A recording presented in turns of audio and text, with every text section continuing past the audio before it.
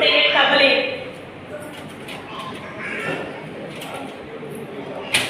நட்பு என்ற வார்த்தைக்கு இந்த உலகில் உலாவும் வரை இங்கு யாரும் அனாதை இல்லை. அதுபோல் பாரி கபிலர் ஒருவருக்கு ஒருவராக துணையாக வாழ்ந்தனர். நட்புக்கு இலக்கணம் கபிலர். பாரியின் அன்பான அவை புலவர் கபிலர். பாரியின் எந்த ஒரு முயற்சியிலும் கபிலர் பங்கு இருக்கும். கடையேழு வல்லர்களின் ஒருவரான பாரி பருப்பு மலைக்கு மன்னனான வேல்பாரியின் கொடைத்தன்மையை சொல்லும் பாடல்களும் கவிதைகளும் வர்ணிக்கவும் விவரிக்கவும் முடியாது. பாரியின் அரசவையில் கபிலர் புலவர் மிகுந்த நட்பு கொண்டவர்.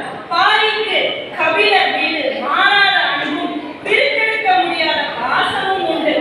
வல்லல் பாரியின் வீரத்தை போரில் கண்ட கபிலர் அதை புகழ்ந்து பல பாடலாக பாடியுள்ளார். அதற்கு நட்பு தான் முதலாம்.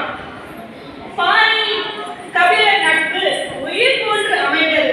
மாதா பிதா குரு தெய்வம் என்ற வரிசையில் நண்பர்களை சேர்ப்பதில் தவறில்லை.